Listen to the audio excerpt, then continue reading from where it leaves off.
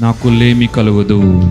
ఆయన కాపరిగా ఉంటే నాకు లేమి కలుగుదు. ఆయన కాపరిగా ఉంటే పచ్చిక బయళ్ళలో నేను పరుండి ఆనందిస్తా. ఈ పచ్చిక బయళ్ళు అన్నది ఎంత గొప్పది అంటే, పచ్చిక బయళ్ళు అన్నది అబండెన్స్ కి సూచన. కాపరి అంటేనే మనం వెంటనే గొర్రెలైపోవాలి. మనం పచ్చిక బయళ్ళను మేత మేసే సమృద్ధి కలిగిన గొర్రెలము వలె ఆయన దొడ్డెలో ఎప్పుడు కూడా విరాజిల్లుతాము అని దేవత దేవుడు అంటూ ఉన్నాడు. వర్ధిల్లుతాము, విస్తరిస్తాము, ఫలిస్తాము అని దేవత దేవుడు అంటూ ఉన్నాడు. హల్లెలూయా.